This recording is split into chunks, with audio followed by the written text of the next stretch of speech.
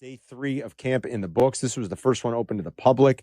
It was another rough day for the offense, the first-team offense. Unfortunately, all of our training camp coverage is brought to you by your Chicagoland and Northwest Indiana Chevy dealers. Chevy drives Chicago. So I'll just read you a few of the things from various people covering the Bears. Adam Hogue. Caleb Williams finished strong after failing to complete a pass in 7-on-7s. Came back with a touchdown to Adunze and Zacchaeus and team. 2-minute drill was okay. Couple drops left them settling for a field goal. Safe to say, offense is still a work in progress. From Adam Johns, this is just a newsy item. Bears left tackle Braxton Jones had a scheduled day off. He put Braxton Johnson. That's a typo. It's Braxton Jones. And Ozzie Trapillo played with the starters today, so it was back to Ozzie's turn with the first team. Brad Biggs' third practice of Bears camp is wrapped up. It was a rough day for the first-team offense, especially in the red zone. Got a glimpse of some dime packages from DC Dennis Allen. And then Courtney Cronin also noted this: I keep writing down J.P. Richardson's name in my notebook. The UDFA wide receiver made back-to-back catches in team period with the threes and has put together a good 3-day stretch to start camp. Boy, if I had $1 though for every receiver. Oh my God! Remember, JD used to always love that. The all bourbon. JD called it the all bourbon A team, and we would go through all the great old receivers that we never heard from again, because they were lighting up camp. And when you're doing it against third team, you definitely got to take it with a grain of salt. It's better than guys sucking all the time. But you I was going to say, Carmen, as you read salt. Those tweets, not only am I thinking of our man JD, what I'm thinking of is, God, I can't wait for these games to start. I mean, really, I hate getting lost in the weeds of, Caleb didn't look great and Bajan looked really good. This would be driving JD crazy. Oh my God, the third team wide receivers really putting on a show here. Get me to the games. Let's see what it looks like when things are real with Ben Johnson in this offense. Like, get me to a point too here in camp where the first team looks good. At some point I'd like to see that. Okay, you want to say, stop, guys, calm down. It's 3 days. Yeah, fine. Defense is normally ahead. They're installing a new offense. Okay. I don't want to be saying that a week from now. I don't think that's acceptable either. And I get it that Adam was just telling you more from behind the scenes stuff up there, that they were they're doing some stuff early. They're going kind of 11-on-11 with some pressure packages that you normally wouldn't see. Like Bigsy specifically mentioned some dime stuff that they threw at them today, which maybe you wouldn't normally see a lot at this point in training camp. I had one person up at Hallis say, there's been some tactical things that they're trying here with some different pressure packages and things like that, just to throw a lot at the first team. Fine. This is where I put my faith in Ben Johnson. I believe in Ben Johnson a great deal. And I think the good quarterback coaches and the good offensive coaches in this league can find ways to coach guys up and get a lot out of their players. I think you see it in Minneapolis with their head coach. I think you've seen McVay. I mean, McVay's obviously these last handful of years was with Stafford, and Stafford was already a pretty accomplished quarterback. But you see what Shanny does in San Francisco. Like, you see what good coaching can do for young quarterbacks and quarterbacks that can still be molded. They can get a lot out of them. You look at what Dave Canales has gotten out of different quarterbacks, what he helped turn Geno Smith into, what he helped propel Baker to. He goes, and Bryce Young looks like a complete lost cause.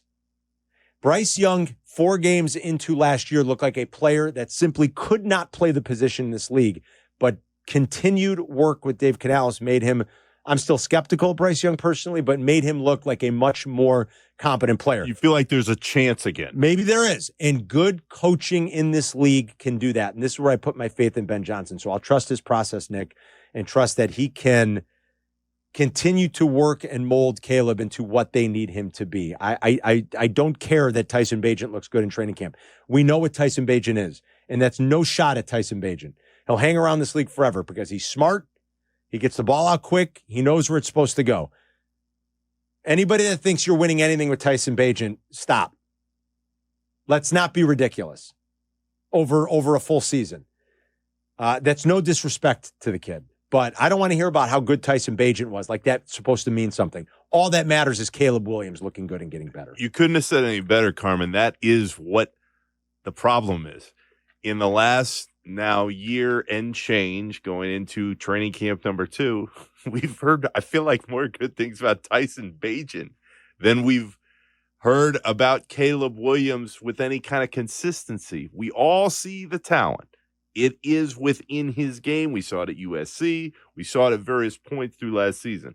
But the consistency that was supposed to be there and the growth that was supposed to appear, it just hasn't been there much at all. And when you compare that to seeing the moments where clearly several people were like, hey, Tyson Bagent looked good. Those are the texts and those are the observations you want to hear about Caleb Williams. Yes. Hey, Caleb had a really good day today, and he made everybody around him better. The longer you don't hear that, the more you should start to worry, because there's no reason at this point that shouldn't start to appear a little more often than it has to this point. Yeah. If you want to join us, 312-332-3776. If one way or another you've got a take on what you've read, if anybody that was up there that saw it today was the first open practice. I'm going to try to get up there and check out a practice one day next week. We'll have a live show during one of the joint practices later in the summer on August 8th when the Dolphins are in town. But the Bears are practicing pretty much exclusively in the morning. So get up there and check out practice one of these days and kind of report back. I know Waddle and Sylvie were up there early in the week, but so far through the first week, and I think tomorrow's a mandatory day off. Is that right, guys? It's 3 and then a mandatory day off. The way the collective bargaining agreement is set up, they'll get a little bit of a reset. But through the first 3 days, it's been pretty uneven for the first team, and you just don't want that to linger throughout the entirety of training camp, because at some point that just starts becoming an excuse, and that's not good enough. Like to get Luther Burden on the field at some point too. It's still another storyline to follow. You know, Courtney was talking about some of the more unheralded wide receivers that you come the end of camp, you're probably not even going to be able to hear much about anymore, but you'd love to get Luther Burden going into this camp at some point. But expectations are to a certain degree going to be elevated, right? I mean, like, you'll never get me on the Bears over this year. There's no way. And more of that is just I'm bitter. Like I very rarely in my life have ever played Bears season-long totals.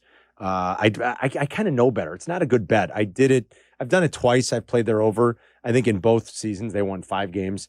So maybe there's some bitterness and some resentment in a sense, but there's no way you'll get me on it. I think their schedule's tough. I think they have one of the 10 worst rest differentials.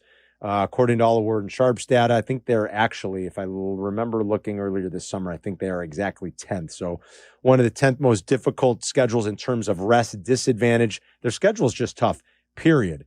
An 8-win season in my mind could still somehow look successful depending on how that goes, Nick.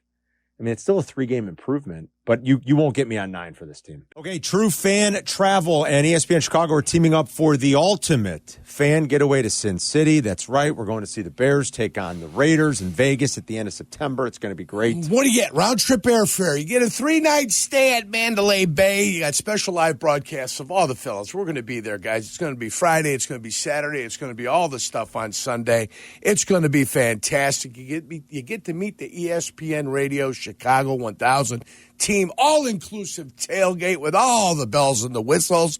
Tickets to the Bears-Raiders game, which is probably the most important thing in the world, and there's more to come. All right, spots are limited, so do not wait. Reserve your spot today at truefantravel.com. Boom. Hell no. And on top of that, Carm, the bar of whether this is a successful season or not, to me, is what do you say about Caleb Williams at the end of the season? Right. We're kind of in the minutia of the beginning of training camp now. Things don't really look good. They don't really sound good to this point. Fine. We're not even a week in. Mm-hmm. What happens at the end of the year? Does he pick up what Ben Johnson is putting together? Do you see week-to-week improvement in a way in which we didn't really see most of last season? Do you see a confidence not only within Caleb Williams' game, but making sure that everybody else is in the right spot and they feel good about what he's able to do? Those are the things you look for, because I don't think anybody's looking at this team right now and saying, all right, we're really going to go off on a tear and the Bears are really going to make some moves. You want to make sure that Caleb is the guy. Yeah. And a year in right now, there are still serious questions as to what the answer to that is. I'll sit back and enjoy a 9-10 win season if it happens. That'll be great.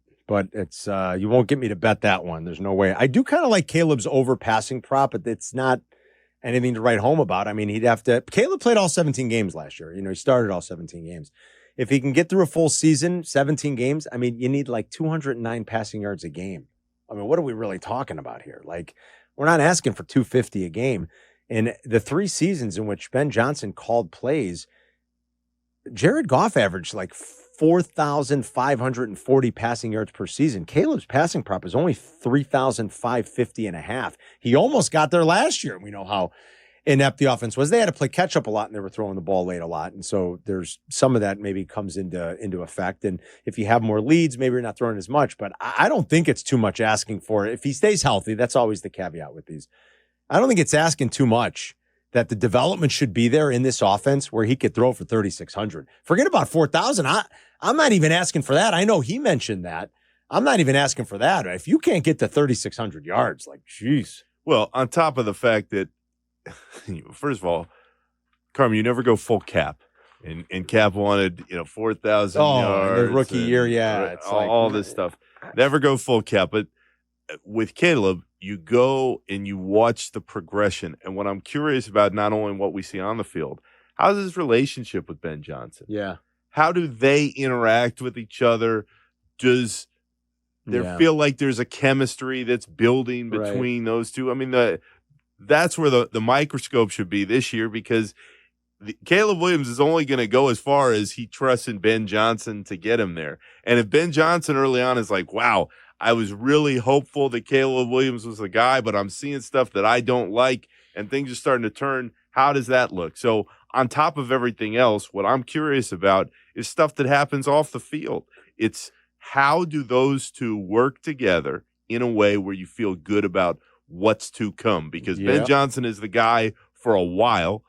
He ain't going anywhere. And not for a Caleb, while. Everybody hopes is the guy, but we need to see more than what we saw last year. Pretty significant investment made in Ben Johnson. That's going to be a tough one to say, we'll eat the money. $13 million a year is nothing to sneeze at. Even get the money there is impressive. And then to say to George, hey, this isn't working. You got to eat a whole bunch of this. I hope they finally found their McVay, their Shanny, their Sean Payton, their Andy Reid. Like, let's hope they finally found like this true offensive innovator that understands this game, that can coach guys the right way, that can coach bad habits out of guys, that can build a foundation, because those other guys all have done it at their stops. And I'm hoping the Bears finally found their guy. Paulie's in the loop on ESPN 1000. What's up, Paulie? Hey, guys. Good show. Nick, love talking to you. I know you like a good angle.